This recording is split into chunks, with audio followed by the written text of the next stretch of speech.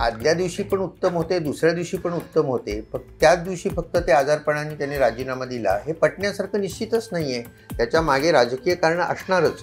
आपली लोकशाही अजून तितक्या मॅच्युरिटीला पोहोचलेली नाही आहे. उपसभापती लोकसभेत नेमायला पाहिजेत ॲज सून ॲज पॉसिबल असं वर्डिंग आहे कॉन्स्टिट्यूशनमध्ये.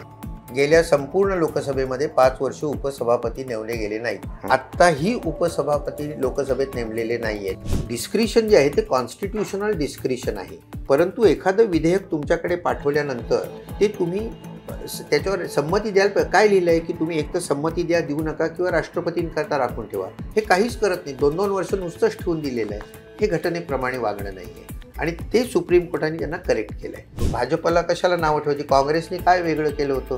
रामास्वामीची जेव्हा केस झाली, ज्याला करप्शन करता या कमिटीने गिल्टी ठरवलं होतं, पण आता मी तुम्हाला सांगितलं तसं 2/3 of present and voting and 1/2 of total membership, तरच ती इम्पिचमेंट होऊ शकते. काँग्रेस पक्षाने ॲब्स्टेन केलं लोकसभेमध्ये, ते आलेच नाही, त्यामुळे ती मेजॉरिटी मिळाली नाही आणि रामास्वामी सुटले. म्हणजे गिल्टी होते, करप्ट होते, तरी ते सुटले. हे काँग्रेसने केलेलं आहे. आणि ही उदाहरणं भाजपला फार उपयोगी पडतात की बघा ना, त्यांनी नाही का केलं, नेहरूंनी असं नाही का केलं, म्हणजे आम्ही कसं. मी नेहमी लोकांना सांगतो की one unlawful act cannot legalise another unlawful act. त्यांनी शेवट म्हटलं की शेवट असं आहे की जे वापरणार आहे ती राज्यघटना ते कसे वापरतील याच्यावर ठरणार आहे. एखादी मध्यम राज्यघटना चांगल्या लोकांच्या हातात दिली तर त्याचं सोनं करतील, आणि एखादी सोन्यासारखी राज्यघटना मध्यम लोकांच्या हातात दिली तर ती माती करतील. कॉन्स्टिट्यूशन म्हणजे जो लेखी कायदा आहे तो कॉन्स्टिट्यूशन, आणि कॉन्स्टिट्यूशनलिझम म्हणजे त्या घटनेचा जो आत्मा आहे त्याच्याप्रमाणे वागण्याची प्रवृत्ती. तर आपल्या इथे कॉन्स्टिट्यूशनलिझम डेव्हलप नाही झालेलं, कॉन्स्टिट्यूशन आहे.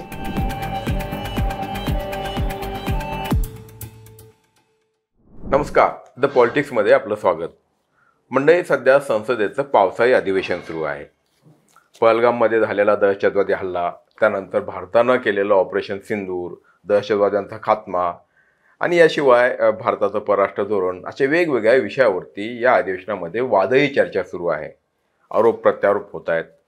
मात्र या दरम्यान एक गोष्ट अधिवेशनाच्या पहिल्याच दिवशी घडली आणि ती लक्षवेधी ठरली, आणि ती म्हणजे राज्यसभेचे पदसिद्ध अध्यक्ष असलेले उपराष्ट्रपती जगदीप धनखड यांचा राजीनामा.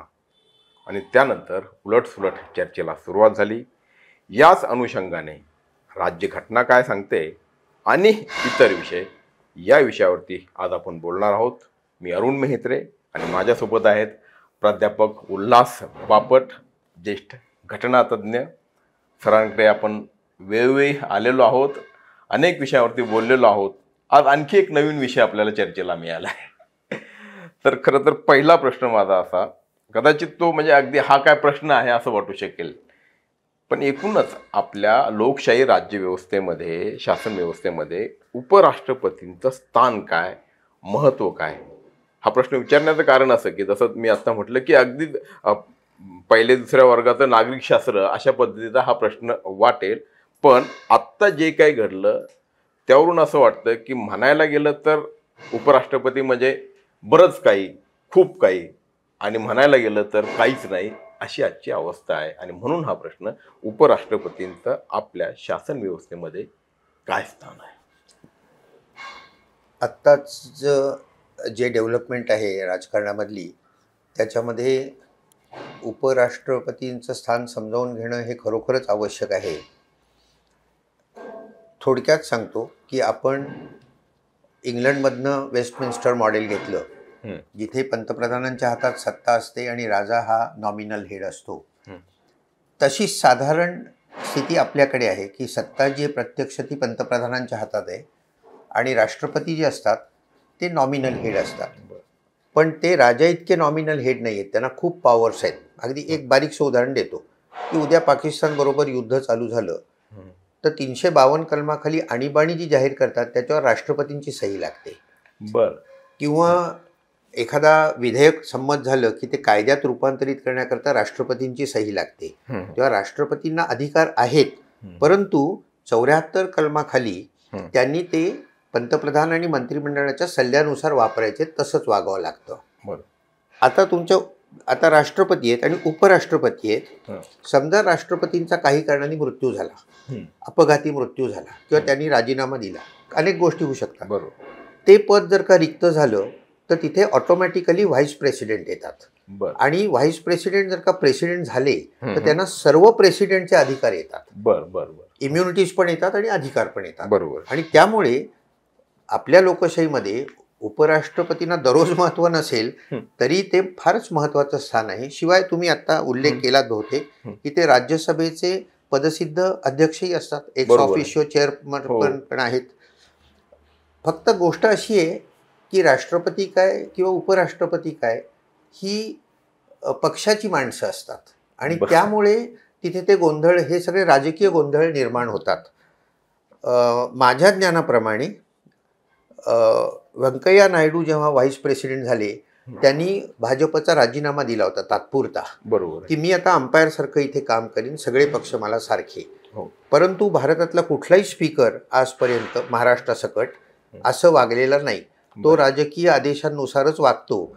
त्यामुळे राज्यघटनेची जी अपेक्षा आहे की स्पीकर काय किंवा गव्हर्नर काय, राष्ट्रपती काय यांनी अंपायरसारखं वागायला पाहिजे, ते आपल्या इथे घडत नाही. खूप गोष्टींमध्ये आपण सुधारणा करणं आवश्यक आहे.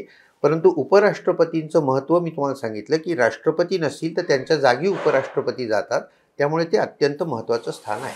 म्हणजे क्रमशः जर विचार केला तर सर्वोच्च पद जे आहे ते राष्ट्रपतींचं आणि मग त्या खालोखाल उपराष्ट्रपती लगेच आणि दुसरं. नंतर पंतप्रधान. नंतर- म्हणजे नंतर. म्हणजे हा एक महत्वाचा मुद्दा आहे. आपल्या इथे प्रोटोकॉलच आहे तसा की पहिलं कुठेही जर का फंक्शन असेल समजा किंवा एखादी प्रोसेशन असेल तर राष्ट्रपती आधी, उपराष्ट्रपती नंतर आणि मग बाकी सगळी लोक. बर दुसऱ्या स्थानावर आहे. त्याला राईट ऑफ प्रेसिडेन्स म्हणतात. बरोबर. आता आपण राष्ट्रपती असूयात किंवा राज्याचे राज्यपाल असूयात यांच्याविषयी बोलताना नेहमी की त्यांनी राज्यातल्या राज्यकर्त्यांना विश्वासात घेऊन कामकाज करणं अपेक्षित असतं, तशी भूमिका घेणं अपेक्षित असतं. उपराष्ट्रपतींच्या बाबतीत आपण तसंच म्हणावं लागेल की पंतप्रधान असू द्यात किंवा जे कोणी सत्ताधारी आहेत त्यांना विश्वासात घेऊन, त्यांना सांगून, त्यांच्याशी बोलूनच कुठलीही भूमिका घ्यायची. नाही, बरोबर आहे ना. मी तुम्हाला सांगितलं तसं की राज्यघटनेची अपेक्षा काय आहे. राज्यघटना एक आयडियल तुमच्या समोर ठेवतं. राज्यघटना बेसिक कायदा आणि त्याच्याप्रमाणे सगळ्यांनी वागावं अशी अपेक्षा असते. तर राज्यघटनेची अपेक्षा काय आहे की president, vice president, governor, speaker यांनी अंपायरसारखं वागावं. प्रत्यक्षात तसं का होत नाही की आता स्पीकर आहे, समजा महाराष्ट्राचा स्पीकर घेतला तर त्याची नेमणूक जो सत्ताधारी पक्ष असतो त्याच्याकडनंच झालेली असते. त्यामुळे सगळ्या त्यांचेच आदेश ते पाळत असतात. आता आत्ताचे जे उपराष्ट्रपती आहेत ज्यांच्यावर आपण बोलतोय बरोबर आहे. ते सुद्धा आत्तापर्यंत सगळं भाजपच्या बाजूनीच बोलत होते. म्हणजे वन नेशन वन इलेक्शनवर त्यांनी पाठिंबा दिला होता किंवा सुप्रीम गव्हर्नरनी कन्सेंट द्यायला पाहिजे विशिष्ट वेळात, तर सुप्रीम कोर्ट त्यांच्या अधिकाराची सीमारेषा ओलांडतीये वगैरे वगैरे अनेक गोष्टींमध्ये त्यांनी बाजू. आता अचानक त्यांनी आत्ता राजीनामा का दिला हा राजकारणाचा प्रश्न आहे. मी तुम्हाला आधीच सांगितलं की मी राजकारणावर बोलत नाही.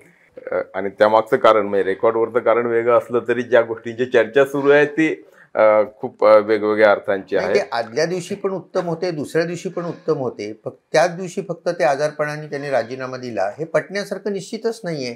त्याच्या मागे राजकीय कारणं असणारच, पण ती काय असतील ते नेहमी सांगू शकणार. कारण त्या दिवशी तर सेशन त्यांनी चालवलं, सकाळी ते गेलेत आणि दिवसभर कामकाज पाहिलं. इंदिरा गांधींच्या काळापासून मोदींपर्यंत जेव्हा अत्यंत पॉवरफुल पंतप्रधान असतात त्यावेळी पंतप्रधान सगळ्यांना कंट्रोल करतात. म्हणजे भारतापुरतं बोलायचं झालं आता तर the prime minister controls the president, controls the governor's.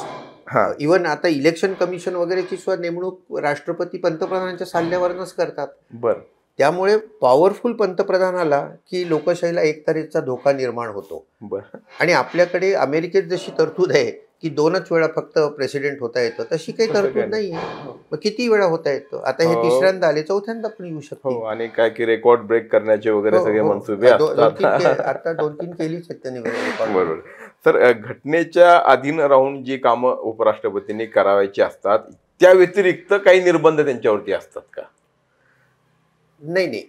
एक लक्षात घ्या की त्यांना घटनेने जी कामं दिलेली आहेत, कारण त्यांनी जी शपथ घेतली तीच अशी घेतली की I will faithfully execute the constitution of India. तर त्याच्या बाहेर त्यांनी जायचंच नाहीये. कॉन्स्टिट्यूशन म्हणजे बाकी बंधनही नाहीत आणि त्यांनी त्याच्या बाहेर पण जायचं नाही. घटनेने लिहिलंय त्याप्रमाणेच त्यांनी वागायचं. आणि आत्ता त्यांचं जोपर्यंत राष्ट्रपती आहेत तोपर्यंत त्यांच्याकडे राज्यसभेचं चेअरमन एवढं एकच पद असतं, ते त्यांनी योग्य रीतीने सांभाळायचं असतं. पण आता घटनेनं जर त्यांना अधिकार दिलेला असेल, अशा वेळी सत्ताधारी पक्ष काय म्हणतो किंवा सत्ताधारी पक्षाची काय भूमिका आहे, याचा विचार प्रत्येक वेळी करणं अपरिहार्य आहे का? आता कसं असतं, राष्ट्रपतींचा महाअभियोग होतो, म्हणजे राष्ट्रपतींना काढणं फार अवघड आहे. म्हणजे कसं अवघड आहे की 2/3 मेजॉरिटी, टोटल मेंबरशिपची 2/3 मेजॉरिटी लागते, म्हणजे घटना दुरुस्तीपेक्षा जास्त त्यांना मेजॉरिटी लागते दोन्ही गृहांमध्ये, तर राष्ट्रपतींचा महाभियोग होतो. इतर कुठल्याच पदांना इम्पीचमेंट किंवा महाअभियोग असं लिहिलेलंच नाहीये कॉन्स्टिट्यूशनमध्ये. इम्पीच त्यांना रिमूव्हल असा शब्द वापरलाय. आणि रिमूव्हल आता उपराष्ट्रपतींना काढायचं असेल तर साधं ठराव करून राज्यसभेत काढता येतं आणि त्याला लोकसभेचा पाठिंबा लागतो. तेव्हा काढून टाकणं फारच सोपं आहे. तेव्हा जर का मनात आणलं पंतप्रधानांनी आणि ऑपोजिशनला ते पाहिजेच आहे, तेव्हा ते त्यांना काढून टाकणं अगदी सोपं आहे. तर त्यांना जर का आधी सूचना दिली असेल की तुम्हाला मानाने बाहेर जायचं असेल तर राजीनामा द्या, तर तशी पण शक्यता आहे. म्हणजे सत्ताधारी पक्ष किंवा जे कोणी सत्ताधीश आहे त्यांच्याशी सहमत असणारी भूमिका किंवा असंलग्न भूमिका जर घेतली तर त्याचे परिणाम काय काय संभवू शकतात? नाही, परिणाम म्हणजे कसं असतं की मी तुम्हाला सांगितलं तसं की त्यांचं रिमूव्हल हा एकच भाग आहे. तो जे रिमूव्हल आहे ते 5 वर्षाकरता, नाही तर ऑफिसमध्ये. आता यांची माझ्या कल्पनेने 3च वर्ष पूर्ण झाली आहेत, अजून 2 वर्ष राहिली आहेत, ऑगस्ट 27 मध्ये. त्यामुळे त्यांना अजून 2 वर्ष कार्यकाल करता आला असता. आणि माझ्या ज्ञानाप्रमाणे असा राजीनामा आजपर्यंत कोणीही दिलेला नाहीये. याच्या आधीचे जे राजीनामे दिले गेले ते राष्ट्रपती होण्याकरता म्हणून त्यांनी हे पद सोडलं. ते सुद्धा खरं बंधनकारक नसतं पद सोडणं, परंतु त्या काळात थोडी नैतिकता होती शिल्लक आणि त्यामुळे त्यांनी निवडणुकीला उभं राहतोय म्हणून ते पद सोडलं. आता यांनी काय केलंय, यांनी कारण हे तब्येतीचं कारण देऊन, हेल्थचं कारण देऊन सोडलेलं आहे. असा माझ्या माहितीप्रमाणे राजीनामा कोणी दिलेला नाहीये. तर त्याला काहीतरी जबरदस्त राजकीय कारण असणार, त्याच्यावर सर्वच लोक मौन पाळत आहेत, कोणी बोलत नाहीये. मुख्यत्वे जो विषय आहे तर तो त्यांचं राज्यसभेमध्ये सभापती म्हणून किंवा राज्यसभेचे पदसिद्ध अध्यक्ष म्हणून ते ज्या पद्धतीनं कामकाज किंवा कार्यभार सांभाळतात त्याविषयी निर्माण झालेले प्रश्न आहेत. आणि त्यामुळे म्हणजे अशा वेळी जर त्यांनी काही वेगळी भूमिका घेतली, विरोधकांच्या साजेशी अशी काही भूमिका घेतली तर अशा परिणामांना सामोरं जावं जाऊ शकेल. त्यांनी रुलिंग पार्टीला दुखावलं तर त्यांना काढून टाकणं सोपं असतं. आता कसं असतं, आपली लोकशाही अजून तितक्या मॅच्युरिटीला पोहोचलेली नाहीये. इंग्लंडमध्ये जो स्पीकर असतो, उदाहरणार्थ हाऊस ऑफ कॉमन्सचा, तो पदावर आल्याबरोबर राजीनामा देतो पक्षाचा आणि पुढच्या वेळी जेव्हा तो इलेक्शनला उभं राहतो त्यावेळी त्याच्या विरुद्ध कोणी उभं राहत नाही, तो अनअपोज निवडून येतो आणि तो अंपायरसारखी कार्य करतो. आपल्या इथे तसं नाहीच आहे ना. मुळामध्ये कुठलाच स्पीकर हा अशा तऱ्हेने अंपायरसारखं काम करत नाही. आणि उपराष्ट्रपतींनी सुद्धा त्यांनी जर का अंपायरसारखं काम केलं तर त्यात चूक काही नाही आहे, परंतु ते रुलिंग पार्टीला पटणार नाही, हे उघड आहे अगदी. म्हणजे म्हणण्यासाठी फक्त केवळ अशा व्यक्तीने किंवा या पदावरच्या व्यक्तीने तटस्थ असणे आवश्यक आहे, हे केवळ राज्यघटना सांगते म्हणून प्रत्यक्षात तसं घडत नाही असंच म्हणावं लागेल. राज्यघटना खूप गोष्टी सांगते, आपल्याकडे त्यातल्या किती गोष्टी घडतायत. आता उदाहरणार्थ उपसभापती लोकसभेत नेमायला पाहिजेत ॲज सून ॲज पॉसिबल असं वर्डिंग आहे कॉन्स्टिट्यूशनमध्ये. गेल्या संपूर्ण लोकसभेमध्ये 5 वर्ष उपसभापती नेमले गेले नाहीत. आत्ताही उपसभापती लोकसभेत नेमलेले नाहीयेत. किंवा अँटी डिफेक्शन लॉ जो आहे, पक्षांतर बंदी कायदा, त्याचं जितकं विकृतीकरण करता येईल तितकं आपण केलं आहे. तो कशाकरता पास केला होता की लोकशाही टिकावी, पक्ष सोडून जाऊ नये म्हणून तो केला होता. आणि पक्ष सोडलात तर तुम्ही डिस्क्वालिफाय असं दिलं होतं. आपल्याकडे सर्रास पळवाटा काढतात आणि पक्ष सोडून जातात. त्यामुळे स्पिरिट ऑफ द कॉन्स्टिट्यूशन तुम्ही लक्षात घ्या. आम्ही जेव्हा LLMच्या वर्गांना शिकवतो त्यावेळी 2 गोष्टींमध्ये फरक करतो, कॉन्स्टिट्यूशन आणि कॉन्स्टिट्यूशनलिझम. कॉन्स्टिट्यूशन म्हणजे जो लेखी कायदा आहे तो कॉन्स्टिट्यूशन, आणि कॉन्स्टिट्यूशनलिझम म्हणजे त्या घटनेचा जो आत्मा आहे त्याच्याप्रमाणे वागण्याची प्रवृत्ती. तर आपल्या इथे कॉन्स्टिट्यूशनलिझम डेव्हलप नाही झालेला. कॉन्स्टिट्यूशन आहे आणि त्यातनं पळवाटा काढायला आपले वकील आम्हीच शिकवतो ना त्यांना, त्यामुळे खूप वकील असतात.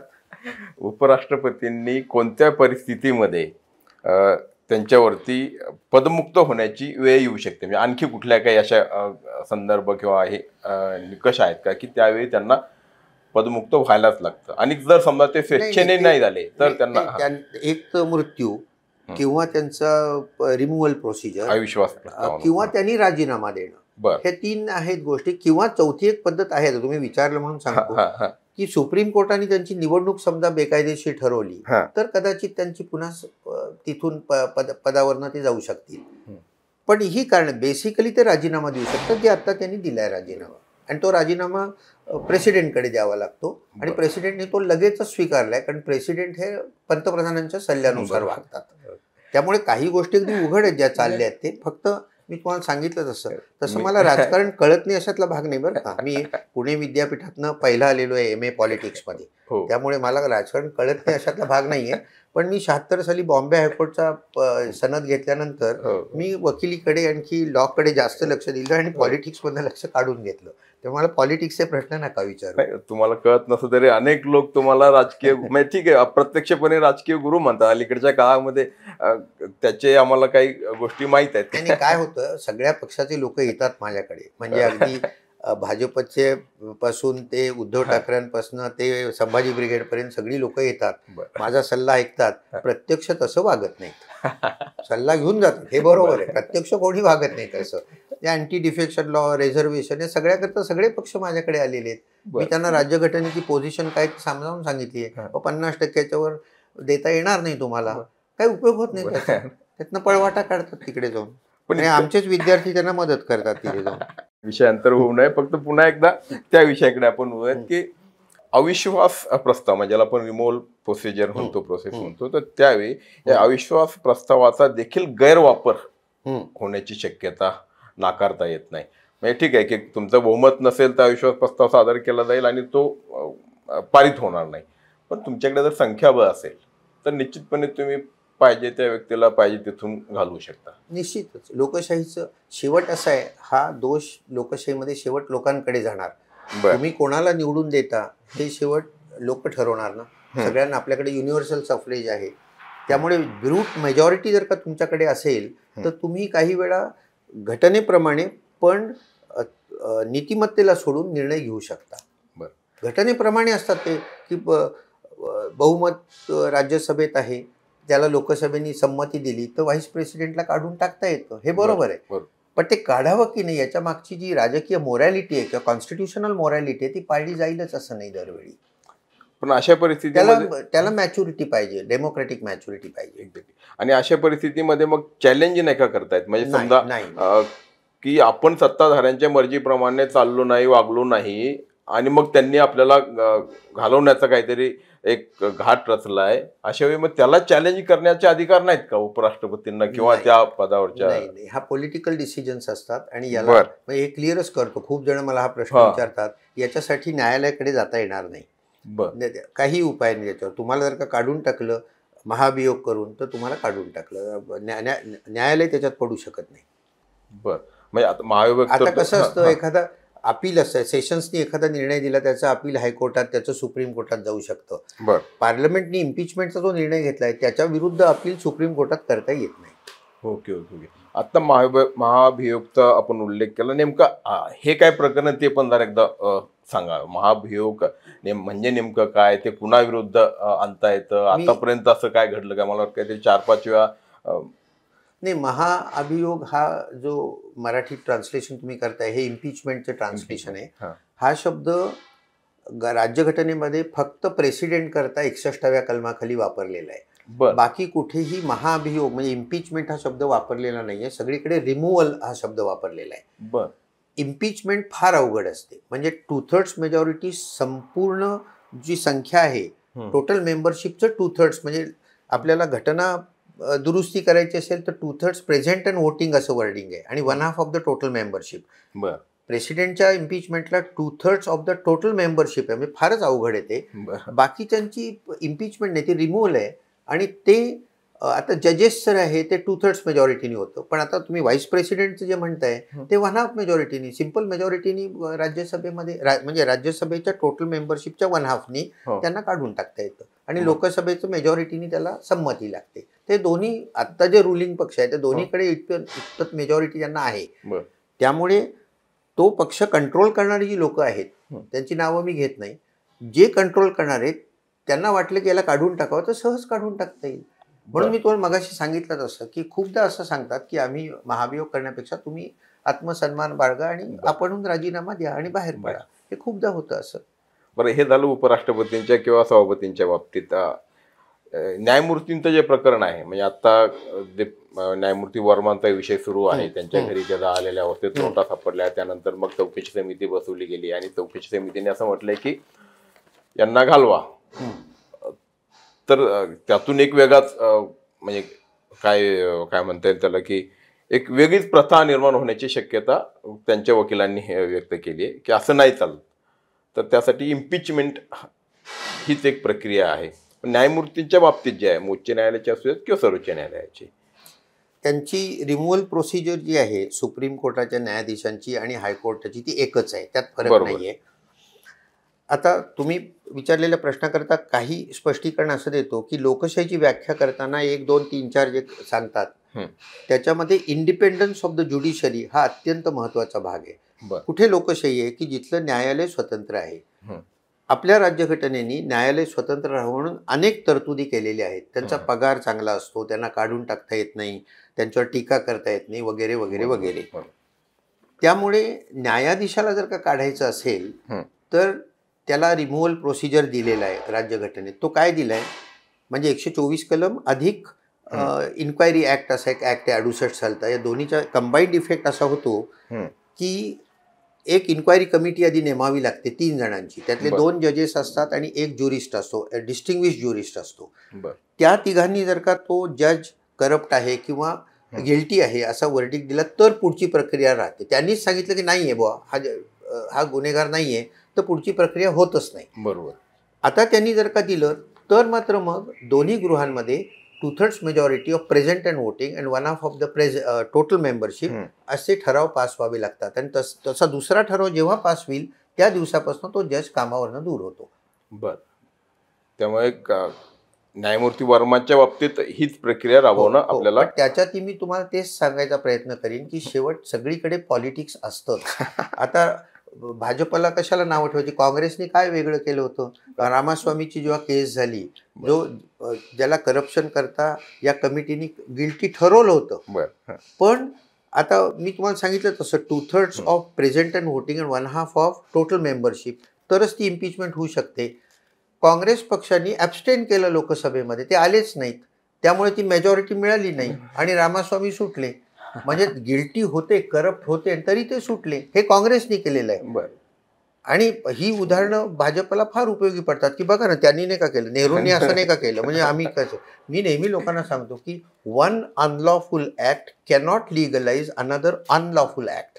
म्हणजे तुम्ही चुकीचं वागत असाल तर ते चुकीचंच आहे. पहिल्याची काहीतरी चूक दाखवून मग त्यांनी नाही का ती चूक केली, हे लहान मुलासारखं झालं.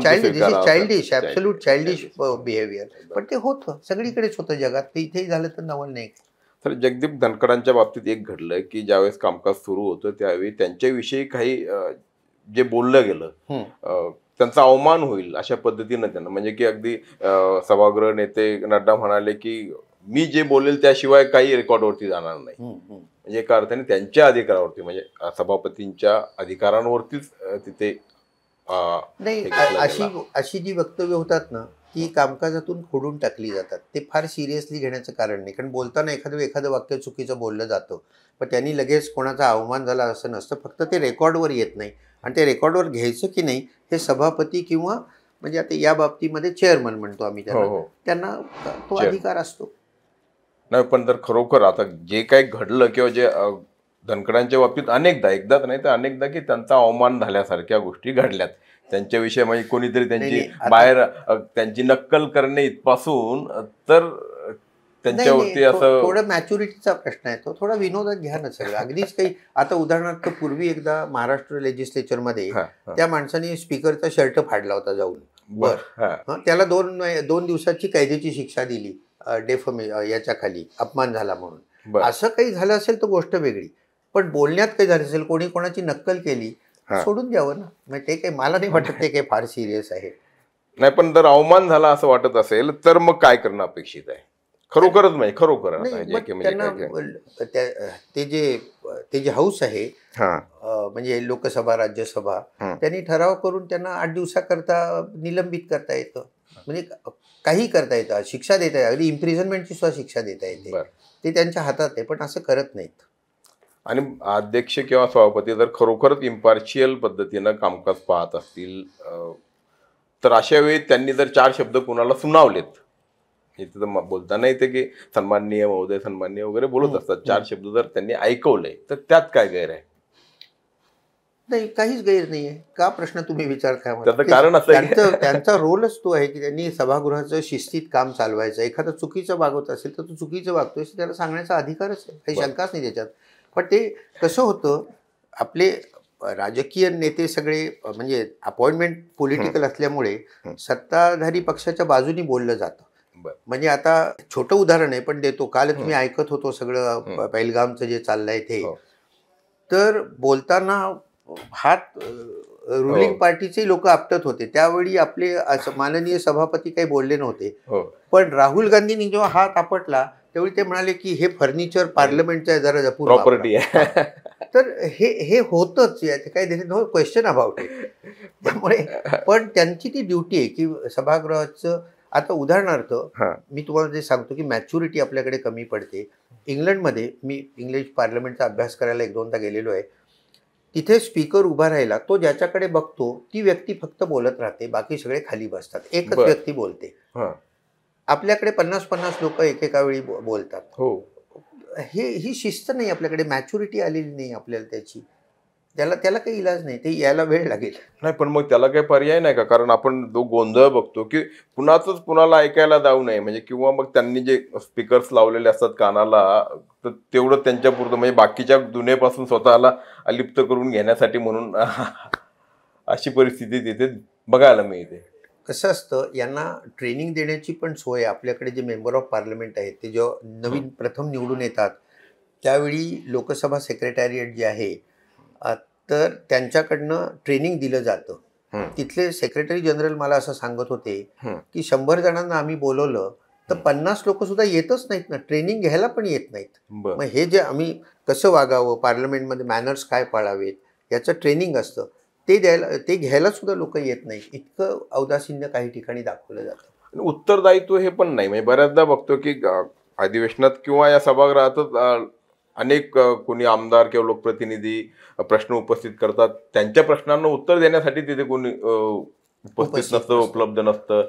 नाही, काय असतं तुम्हाला सांगू का, हे सगळे आपल्याकडे रूल बुक असतं. पार्लमेंट म्हणजे लोकसभेचं आहे, राज्यसभेचं आहे, त्यामध्ये हे सगळे रूल्स दिलेले आहेत. आता प्रत्यक्ष पाळले जात नाहीत हा वेगळा भाग आहे, परंतु रूल्स दिलेले असतात की प्रश्न कसे विचारायचे, कोणी विचारायचे, उत्तरं कोणी द्यायची, हे सगळं रूल बुकमध्ये लिहिलेलं असतं. प्रत्येकाचं असतं. म्हणजे आता महाराष्ट्र शासनाचं आहे ते यांच्याही लेजिस्लेचरचं रूल बुक आहे, त्याप्रमाणे वागावं लागतं. आता तुम्ही जे म्हणताय ना, हे सगळं आपण पॉलिटिक्समध्ये जास्त जातोय. तर माझं स्वतःचं असं मत आहे की राज्यघटनेमध्ये जे लिहिलेलं आहे त्याचा जो बेसिक स्ट्रक्चर आहे किंवा त्याचा जो उद्देश आहे त्याप्रमाणे लोकांनी वागायला पाहिजे. आता तुम्ही जे म्हणालात की अंपायरसारखं वागायला पाहिजे, तर अंपायरसारखं वागायला पाहिजे असेल तर पंतप्रधानांनी सुद्धा त्यांच्या विरुद्ध कोणी वागलं तर त्याला काढून टाकायची भूमिका घेता कामा नये. हा पुन्हा मॅच्युरिटीचं लक्षण आहे. आणि हे इंदिरा गांधींच्या काळापासून चालू आहे. मी तुम्हाला आधीच सांगितलं की जेव्हा पॉवरफुल पंतप्रधान होतात त्यावेळी पंतप्रधान संपूर्ण सिस्टीम कंट्रोल करतात आणि त्यांना निवडून आपणच देतो. तेव्हा 2 वेळा 3 वेळा निवडून दिल्यानंतर अमेरिकेत जसं 2 वेळा निवडून येतं, तिसऱ्यांदा येताच येत नाही, तशी आपल्याकडे घटना दुरुस्ती झालेली नाहीये. म्हणजे जगातल्या सगळ्यात मोठ्या लोकशाहीचे हे ह्या त्रुटी किंवा दोष म्हणता येईल. त्रुटी आहेतच, काही शंकाच नाही. ॲक्च्युली आंबेडकरांनी मला वाटतं जगातल्या जवळजवळ सगळ्या राज्यघटना वाचल्या, सगळ्यातल्या चांगल्या गोष्टी घेतल्या. अमेरिकेतनं मूलभूत अधिकार घेतले, संसदीय सिस्टीम इंग्लंडमधनं घेतली, चांगल्या गोष्टी घेतल्या. पण त्यांनी शेवट म्हटलं की शेवट असं आहे की जे वापरणार आहे ती राज्यघटना ते कसे वापरतील याच्यावर ठरणार आहे. एखादी मध्यम राज्यघटना चांगल्या लोकांच्या हातात दिली तर त्याचं सोनं करतील, आणि एखादी सोन्यासारखी राज्यघटना मध्यम लोकांच्या हातात दिली तर ती माती करतील. आता आपण दोन्ही केलेलं नाही, सोनही नाही माती नाही, पण आपल्याला इम्प्रूव्हमेंट करता खूप वाव आहे. बरोबर, नाहीतर आणखी खालच्या बाजूने जाऊ शकतात. किंवा काही कायदे जेव्हा होतात, आता अँटी डिफेक्शन लॉ आहे, त्याचे निर्णय देतात, त्यावेळी मला व्यक्तिगत असं वाटतं की सुप्रीम कोर्टाने ते 3 महिने 4 महिन्याच्या आत दिले पाहिजेत. आता बरं. महाराष्ट्राचं जसं आहे की आता किती 2-3 वर्ष झाली अजून काही निकालच लागलेला नाही. बरं. कॉन्स्टिट्यूशनल बेंचेस जास्त निर्माण करायला पाहिजेत. 5ची कॉन्स्टिट्यूशन बेंच असतं तर ते एक 4-5 ठेवा की जिथे घटनेचे प्रश्न येतात त्याचं उत्तर 4 महिन्यात 6 महिन्यात मिळालं पाहिजे. म्हणजे ओके. कदाचित ही सिस्टीम तुम्हाला सुधारायची असेल तर हा एक फार मोठा उपाय त्याच्यावर आहे. तामिळनाडूच्या बाबतीत आता ते घडलंय. मला वाटतं की तिथे जे काही राज्यपालांनी एका अर्थाने तिथल्या सरकारच्या निर्णयांवरती एक अडथळे आणले होते किंवा ते गोठवले होते, तर त्या अनुषंगाने नाही बरोबर आहे. आता मी हे तर गेले तुम्ही तुमच्याच बरोबर बोललेलो आहे अनेकदा की गव्हर्नरनी जसं पंतप्रधानांचं राष्ट्रपतींना ऐकावं लागतं तसं चीफ मिनिस्टरचं गव्हर्नरला ऐकावं लागतं. बरोबर. म्हणजे तसं लिहिलेलं आहे स्वच्छ शब्दामध्ये की there shall be a council of ministers with the chief minister at the head to aid and advise the governor. फक्त गव्हर्नरच्या बाबतीत त्याला काही डिस्क्रिशनरी पॉवर्स आहेत. तिथे तो चीफ मिनिस्टरचं ऐकलं नाही तरी चालतं. उदाहरणार्थ एखादं बिल राष्ट्रपतींकरता राखून ठेवायचं आहे किंवा शेजारच्या युनियन टेरिटरीचा कारभार त्याच्याकडे असेल तर तो करताना या चीफ मिनिस्टरला विचारावं लागत नाही. किंवा राष्ट्रपती राजवटीची शिफारस प्रेसिडेंटकडे करायची असेल तर त्यांना चीफ मिनिस्टरला विचारावं लागत नाही. हे राज्यघटनेत लिहिलेलं आहे. म्हणजे डिस्क्रिशन जे आहे ते कॉन्स्टिट्यूशनल डिस्क्रिशन आहे. परंतु एखादं विधेयक तुमच्याकडे पाठवल्यानंतर ते तुम्ही त्याच्यावर संमती द्याल. काय लिहिलं आहे की तुम्ही एक तर संमती द्या, देऊ नका किंवा राष्ट्रपतींकरता राखून ठेवा. हे काहीच करत नाही. 2-2 वर्ष नुसतंच ठेवून दिलेलं आहे. हे घटनेप्रमाणे वागणं नाही आहे.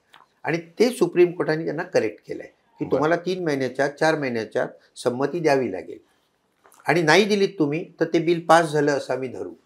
पण महाराष्ट्राने पण हे अनुभवलं आणि मग त्यावेळी कारण जे महत्वाचे विषय संवेदनशील विषय होते. अगदी बरोबर आहे की आता विधान परिषदेवर जे 12 लोकांची ते चीफ मिनिस्टरनी जे रेकमेंड केलेलं असतं ते गव्हर्नरनी ताबडतोब मान्य करायला पाहिजे. पण कोश्यारी यांनी 2 वर्ष काहीच केलं नाही. त्यामुळे गव्हर्नर हा राज्यघटनेप्रमाणे वागत नाहीये. याचं कारण असं त्याची नेमणूक पण पंतप्रधान करतात आणि त्यांना काढून टाकण्याचे अधिकार पंतप्रधानांनाच, म्हणजे राष्ट्रपती नाही पण पंतप्रधानांच्या सांगण्यावर नाही. त्यामुळे सर्व गव्हर्नर हे पंतप्रधानांचे पाय धरून असतात. हे मी म्हणत नाहीये, हे सुप्रीम कोर्टाचा निर्णय आहे की गव्हर्नरनी लक्षात ठेवावं की is not an employee of the central government but he is the head of the state. तेव्हा त्यांनी जी शपथ घेतली की मी घटनेप्रमाणे वागीन, त्या राज्याच्या जनतेला वाहून घेईन, त्याप्रमाणे त्यांनी वागावं. तो नोकर नाही आहे केंद्र सरकारचा, हे सुप्रीम कोर्टाने सांगितलं आहे. पण प्रत्यक्षात तसं होत नाही ना. सगळे म्हणजे पुन्हा मी सांगतो की मी हे आत्ताच्या सरकारवर बोलत नाही आहे. इंदिरा गांधींपासून हेच चालत आलेलं आहे. फक्त आत्ता ते आणखी मोठ्या प्रमाणात गैरवापर होत आहेत. इंदिरा गांधींच्या काळात झाले नव्हते इतके गैरवापर आता व्हायला लागले. पण शहाणपणे खूप उशिराने येतं असाही अनुभव आहे. कारण म्हणजे महाराष्ट्राच्या बाबतीत जे घडलं की काय पक्षांमधील फुटीचा विषय असू द्यात, पक्ष कुणाचा, चिन्ह कुणाचा हा विषय असू द्यात, आमदारांच्या अपात्रतेचा विषय असू द्यात, हे सगळे मग कधीतरी ते सुप्रीम कोर्टात जातं आणि मग सुप्रीम कोर्ट कालांतराने त्याच्यावरती काहीतरी भाष्य करतं. काय आहे, दोन्ही बाजू आहे त्याला. एक तर असं उशीर लागू नये, परंतु कधीतरी सुप्रीम कोर्टाने निश्चित स्वरूपात निर्णय देणं आवश्यक असतं. कारण तो मग प्रेसिडेंट होतो, मग पुढे तो कायदा होतो. जसं बोमाई केसमध्ये, बोमाई मुख्यमंत्री असताना जी केस झाली त्याच्यानंतर 2 मध्ये लेजिस्लेचर सोडून नंतर सुप्रीम कोर्टाचा निर्णय लागला. पण त्यांनी काय सांगितलं की लेजिस्लेचरमधलं बहुमत जे आहे ते गव्हर्नरनी ठरवायचं नाही. That must be decided on the floor of the legislature. हे 9 जजेसनी एकमताने सांगितल्यावर आता तो कायदा झाला. आता बहुमत आहे का नाही हे ठरवण्याचा अधिकार हा विधानसभेला आहे. तो गव्हर्नर किंवा राष्ट्रपती ठरवू शकत नाहीत. तेव्हा फायदे आहेत पण फार उशिरा निर्णय लागतो. मग त्या काळातल्या लोकांवर अन्याय होतो. आता याचं बघा, म्हणजे स्थानिक स्वराज्य संस्थांच्या निवडणुका अनेक ठिकाणी तर 4-4, 5-5 वर्षे म्हणजे सभागृहच अस्तित्वात नाहीये अशी परिस्थिती. आणि कारण काय होतं तर ओबीसीसाठीच्या राखीव जागा आणि शर्ते शेवटी काय झालं की सुप्रीम कोर्टाने सांगितलं की त्यावेळी जी परिस्थिती होती त्याच परिस्थितीमध्ये निवडणुका घ्या, कशाला उशीर करताय. म्हणजे 5 वर्ष कुठे घालवली. म्हणजे जर तेच करायचं होतं तर नाही. कसं असतं, मी मगाशी सांगितलं तसं की घटनेच्या प्रमाणे वागलं जात नाही. आता 243 ती जी 34-35 कलमं घातली लोकल सेल्फ गव्हर्नमेंट करता, त्यात स्वच्छ शब्दात लिहिलं आहे की 5 वर्षाची मुदत असेल आणि ती मुदत संपण्याच्या आधी निवडणुका घेऊन पुढची तयार असायला पाहिजे. आणि समजा तसं नसेल तर 6 महिन्याच्या आत पुढची निवडणूक घ्यायला पाहिजे. हे राज्यघटनेत लिहिलेलं आहे. प्रत्यक्षामध्ये काय झालं, घेतलेल्या नाहीत निवडणुका 3-3, 4-4 वर्ष. आणि त्याचं कारण काय झालं, की राज्य सरकारचं जे इलेक्शन कमिशन असतं त्यांनी सांगितलं की नाही, घेता येत नाही निवडणुका. आता उदाहरणार्थ माझे मित्र बापट मेंबर ऑफ पार्लमेंट होते, ते गेल्यानंतर वर्षाहून जास्त काळ उरलेला होता. वास्तविक तिथे निवडणूक व्हायला पाहिजे होती, ती घेतली नाही. आता काय याच्यावर काय बोलायचं. त्यामुळे घटनेप्रमाणे कित्येक गोष्टी होत नाहीत आपल्याकडे आणि म्हणून कॉन्स्टिट्यूशनल बेंचेस असणं आवश्यक आहे. पुन्हा एकदा आपण म्हणजे उपराष्ट्रपती पद आता रिक्त झालेलं आहे, तर त्याची काय साधारणपणे निवड प्रक्रिया असणार आहे, कधीपर्यंत ते व्हायला, कारण शेवटी त्याचं अगदी थोडक्यात सांगतो तुम्हाला. हे राष्ट्रपतींचं तुम्ही जे विचारलं, तर त्यांची इलेक्शन जी आहे ती मगाशी सांगितलेलं कलमात तसंच आहे. म्हणजे 5 वर्षाची मुदत आहे, ती संपायच्या आत पुढच्या उपराष्ट्रपतींची निवडणूक झाली पाहिजे. परंतु त्यांचा मृत्यू झाला, त्यांनी राजीनामा दिला वगैरे वगैरे, तर ॲज सून ॲज पॉसिबल असं वर्णन आहे राज्यघटनेमध्ये लिहिलेलं, की ॲज सून ॲज पॉसिबल निवडणूक घेऊन पुढचे उपराष्ट्रपती यावेत आणि ते आले की त्यांना पुढे 5 वर्षाचा काळ मिळेल. उरलेला काळ नाही मिळणार, पूर्ण काळ त्यांना मिळेल. त्यामुळे आता ॲज सून ॲज पॉसिबल, मी मगाशी सांगितलं तसं, की कायदा त्याचा आत्मा लक्षात घेत नाही, आपण त्याचं फिलॉसॉफी लक्षात घेत नाही. आता उदाहरणार्थ हेच वर्डिंग बरोबर सुप्रीम कोर्टाने चंद्रचूड साहेबांनी नार्वेकर साहेबांना सांगितलं होतं की तुम्ही ॲज सून ॲज पॉसिबल लावा. 6 महिन्यांनी काही केलंच नाही. मग पुन्हा ते सुप्रीम कोर्टाकडे गेले. सुप्रीम कोर्टाचा अर्थ असा, ॲज सून ॲज पॉसिबलचा अर्थ 3 महिने. तेव्हा त्याचा सोपा अर्थ आहे की आता 3 महिन्याच्यात उपराष्ट्रपतींची निवडणूक होणं गरजेचं आहे. आणि ती निवडणूक जी आहे ती राष्ट्रपतींसारखी नसते. राष्ट्रपतींच्या निवडणुकीमध्ये लोकसभा, राज्यसभा आणि विधानसभेतले निवडून आलेले सदस्य असतात. उपराष्ट्रपतींच्या बाबतीत राज्यसभा आणि लोकसभा फक्त एवढेच सदस्य, त्यात निवडून आलेले आणि न निवडून आलेले असा फरक नाहीये. सगळ्यांना मतदानाचा अधिकार आहे. आणि that is done by what we call in English proportional representation by single transferable vote by secret ballot. Secret ballot हे वर्डिंग आहे. तेव्हा आता बघू काय होतं ते, ही तरतूद आहे.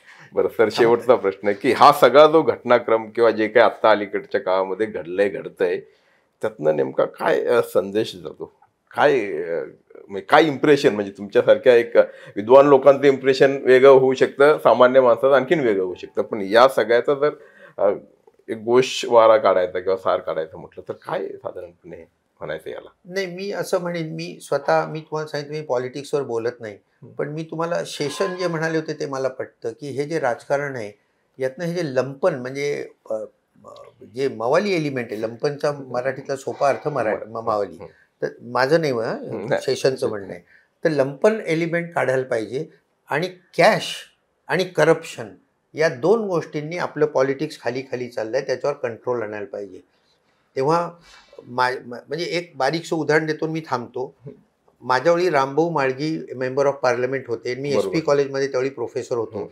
मी त्यांना भाषणांना बोलवायचो, ते सायकलवर नाही यायचे. Member of parliament. आज कॉर्पोरेटरच्या मर्सिडीज गाड्या असतात. आलं का लक्षात? मग या कशा येतात? रामभाऊ माळगींकडे का नाही आले? तर ते करप्ट नव्हते, ते देशाकरता. लाल बहादूर शास्त्री गेले त्यावेळी त्यांच्या बायकोला पेन्शन चालू करावी लागली, कारण त्यांचे 900 रुपये काहीतरी बँकेत होते. पंतप्रधान भारताचे 900 रुपये बँकेत होते. हे जे चारित्र्य आहे ना, हे चारित्र्य लुप्त होत चाललंय आपल्या इथनं. तेव्हा मला तुम्ही विचारलं तर हे पॉवर, करप्शन आणि कॅश, हे सगळं जे नातं आहे, सी जे काय सगळं नातं आहे ते कमी व्हायला पाहिजे. आणि हे सगळं शेवट लोकांच्या हातात, लोकांनी ठरवावं की आपण कोणाला निवडून देतोय. तर शेवट सगळा दोष आपल्याकडेच आहे, सगळा दोष आपलाच आहे की आपण अशा लोकांना निवडून देतो. तर लोकशाहीतल्या लोकांनी शहाणं होण्याची आवश्यकता सरांनी बोलून दाखवली. सर, खूप खूप धन्यवाद, तुम्ही आमच्या शो मध्ये सहभागी झालात आणि अगदी सुटसुटीत करून सगळा विषय समजावून सांगितला. किचकट विषय आहे, मी जसं म्हटलं की राज्यघटना असू देत किंवा नागरिक शास्त्र, हा विषय फारसा लोकांना आवडत नाही, पण सोप्या भाषेमध्ये तो समजावून सांगितला गेला पाहिजे. आणि एकूणच म्हणजे सरांनी सांगितलंच आहे की लोकांनी सगळं काही लोकांच्या हातात आहे. मात्र एक गोष्ट लक्षात आलेली आहे की माणूस कितीही मोठा असला तरी त्यांनी मर्यादित राहिलं पाहिजे, हा संदेश मात्र आता या धनगर प्रकरणातनं गेला. पुढचे उपराष्ट्रपती येतील आणि ते आता काय स्वरूपाचा विचार डोक्यात ठेवून काम करतील याबद्दल उत्सुकता आहे. बघूयात पुढे काय घडतं ते. आपण पुन्हा एकदा सरांचे आभार मानूया. थँक्यू आणि धन्यवाद.